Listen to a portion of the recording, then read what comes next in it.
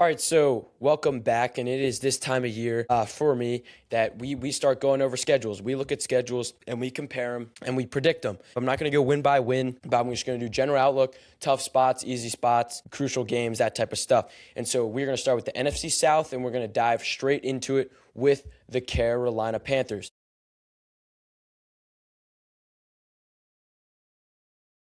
And so with the Carolina Panthers, starting off week one against the Bears, and, it is a symbolic game for me as a Carolina fan of who won the trade. Now, I don't truly believe that this determines who won the trade or not, but getting a win over the Bears after hearing it for multiple years, the Bears fleeced, the Bears won, the Bears, destroyed y'all in that trade, whatever.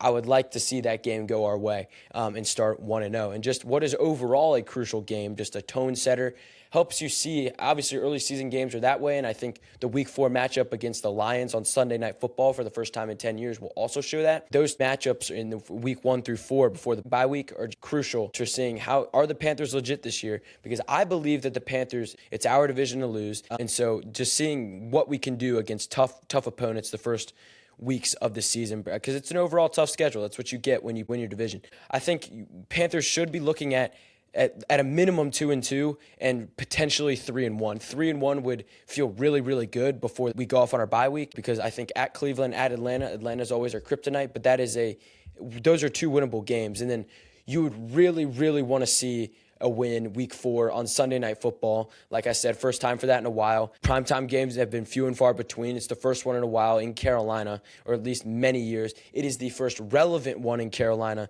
in many, many years. And so that is going to be a packed crowd. It's going to be really, really great for Carolina. Charlotte's going to be ready for that one. So I think you really want to look at 3 wins in the first 4 before heading off on your bye week, because then once you move on from that is the toughest stretch of the season, which is week 6 through 9.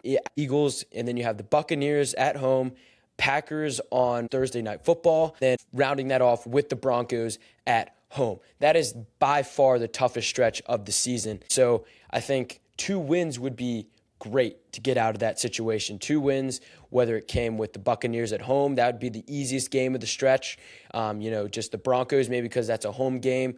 But again, Panthers did go last year, beat the Packers at Lambeau. But again, this is a night game this time, but I would not rule it out. So I think look at 2-2 through that stretch, and if you find yourself 5-3 after the first 8 games of the season, you would feel pretty good about that. And then you move on to week 10 in New Orleans, and then it becomes the Ravens, the Buccaneers on Monday Night Football, the Vikings at the Vikings, and then the Saints again. So really, again, divisional games are crucial. You're going to be wanting to look at a sweep of the Saints, but the Saints are not going to be pushovers. I don't really think that there's a pushover team in the NFC South. I think the NFC South, there's not a team that is like 13 wins, 14 wins, but I do believe all the teams, it ended up that way. You look at the 3 teams that finished 8-9. Again, Panthers to lose, but still a pretty balanced division. And I think the Ravens at home is a winnable game. Buccaneers on Monday night, that is a tough game. Vikings, that's a tough game, a place that Panthers haven't been in a minute. And then the Bengals and the Steelers, Pittsburgh. And Pittsburgh, again, I could talk about it for a while, but the Steelers, I think, are worse, but it is still Pittsburgh in December. So, if you're looking at that stretch from week 10 to 16, you're thinking of wins over the Saints. You're thinking of maybe grabbing some wins at home against the Bengals. And then you got the Steelers are one of the easier teams on that stretch. So I think you want to get out of that at least, 3-3. And then you're setting yourself up in a pretty good spot before going into the final 2 weeks of the season. And I think that Falcons game could help determine the NFC South. If the Panthers are able to find one more win elsewhere in one of the tougher games and get to 10 wins, because I think that's the NFC South threshold. If I really put it down to it, I think the Carolina Panthers will go 10-7, guaranteed. This is what I think. I'm going to keep it brief. Panthers went 8-9 last year. Going 8-9, I don't think that there's a step back. Because the Panthers did really well in the draft, Bryce Young's taking a step forward, signed Devin Lloyd, Jalen Phillips in the offseason, two of the biggest holes on defense. It did a really, really good job with that. J.C. Horn's still there. Derek Brown's still there. Trayvon Moguric's still there. Mike Jackson's still there. That defense should be a lot better.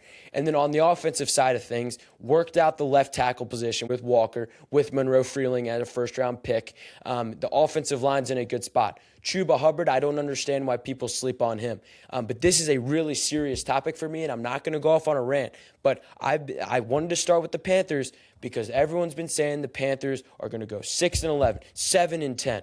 I just don't see it. I think it's going to be better than that. And so I think the tougher schedule that we get with the division winner, which is true, no doubt it's a tougher schedule, but the team is also a lot better. So there's no way that the Panthers get worse in my mind. So I believe in a 10-7 finish for the Carolina Panthers in this upcoming season. No doubt that this team is good enough to also win at least one playoff game in the 2026 season.